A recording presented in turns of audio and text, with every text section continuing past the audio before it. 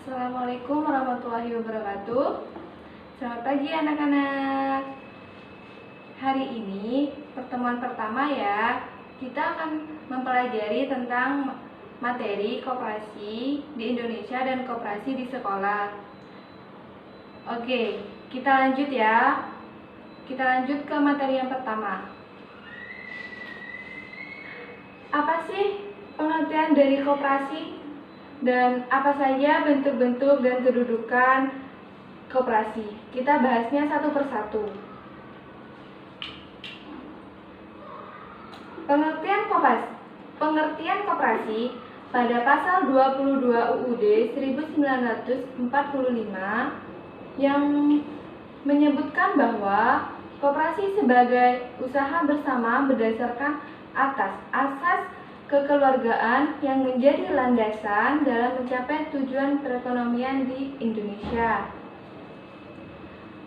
Bentuk-bentuk dan kedudukan koperasi. Bentuk-bentuk dan kedudukan koperasi itu dibagi menjadi dua.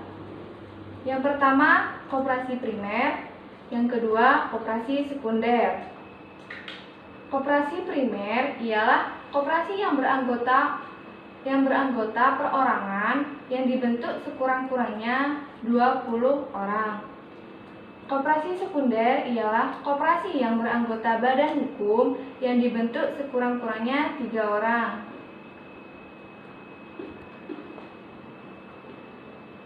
Pendirian koperasi dibagi menjadi 3 tahap. Tahap yang pertama adalah tahap persiapan, tahap pembentukan koperasi, rapat pengesahan badan usaha hukum. Tahapan persiapan adalah adanya alasan yang jelas untuk membentuk suatu usaha bersama. Orang-orang yang bergabung dalam koperasi harus mau bekerja sama. Tahap rapat pembentukan koperasi. Tahap rapat pembentukan koperasi ialah dibentuk setiap minggunya. Yang ketiga, rapat pengesahan badan usaha hukum. Para pendiri koperasi mengajukan permohonan pengusaha akte pendiri secara tertulis kepada daerah setempat. Perangkat koperasi ini terdiri dari beberapa anggota. Ada anggota koperasi, ada pengurus, dan ada pengawas. Rapat anggota merupakan kekuasaan tertinggi yang memiliki wewenang dan tanggung jawab. Perangkat koperasi merupakan kunci keberhasilan pengelolaan koperasi. Rapat koperasi itu dibagi menjadi 2, ada rapat anggota, ada pengurus, dan ada pengawas. Rapat anggota itu adalah wadah aspirasi anggota dan pemegang kekuasaan tertinggi di dalam koperasi. Pengurus adalah badan yang dibentuk oleh rapat anggota yang bertugas untuk melaksanakan kepemimpinan koperasi, baik dalam bidang organisasi maupun dalam bidang usaha. Pengawas adalah badan yang dibentuk oleh anggota dalam rapat anggota. Oke, kita bakal menjelaskan manajemen koperasi. Manajemen koperasi ini mempunyai 2 fungsi. Fungsi yang pertama adalah fungsi perencanaan, fungsi kedua fungsi pengorganisasian.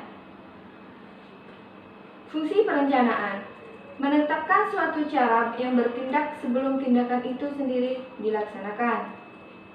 Fungsi pengorganisasian, sekelompok manusia yang bekerja sama di mana kerjasama tersebut dirancang dalam bentuk struktur organisasi dan gambaran skematis tentang hubungan kerja dalam rangka mencapai tujuan tertentu. Fungsi dan peran koperasi. Fungsi dan peran koperasi ini dibagi menjadi 3. Yang pertama adalah membangun dan mengembangkan potensi, kemampuan ekonomi anggota khususnya pada masyarakat umum. Yang kedua, berperan serta aktif dalam upaya mempertinggi kualitas kehidupan manusia dan masyarakat. Yang ketiga, memperkokoh perekonomian rakyat sebagai dasar kekuatan dan ketahanan perekonomian nasional dengan sebagai soko gurunya. Lanjut, kita bakal membahas tentang koperasi yang ada di sekolah. Koperasi sekolah itu dibagi menjadi beberapa. Ada rapat anggota, ada pengurus, ada pengawas, ada badan nasihat, dan ada pembina dan pelindung. Hampir sama dengan koperasi di Indonesia. Koperasi sekolah ini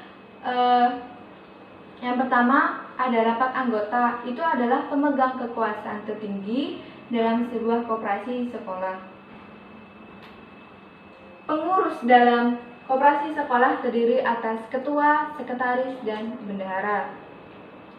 Pengawas dalam suatu koperasi itu bertugas mengawasi jalannya koperasi yang dikelola oleh pengurus. Badan nasihat koperasi diperlukan untuk menunjang keberhasilan jalannya koperasi. Pembina dan pelindung di koperasi sekolah itu biasanya adalah kepala sekolahnya itu sendiri yang membina dan melindungi berjalannya koperasi di sekolah. Manfaat koperasi sekolah. Manfaat koperasi sekolah ini ada 3. Yang pertama, merupakan alat pendidikan dan penerangan pengetahuan di bidang ekonomi dengan berasas gotong royong. Yang kedua, merupakan alat untuk mengusahakan kebutuhan sekolah bagi para siswa. Yang ketiga, sebagai tempat kegiatan menabung di sekolah. Sisa hasil usaha atau SHU itu bagi koperasi itu merupakan satu sumber penting dalam pemukakan hasil modal sendiri. SHU koperasi itu ialah pendapatan koperasi yang diperoleh dalam 1 tahun buku setelah dikurangi dengan penyusutan dan biaya-biaya tahun buku itu yang bersangkutan. Koperasi sebagai salah satu badan usaha yang bergerak di bidang ekonomi yang bertujuan mencapai keuntungan dalam bentuk SHU. Untuk itu, pelaksanaan koperasi ini dibagi menjadi beberapa prinsip. Ada prinsip yang pertama adalah anggota itu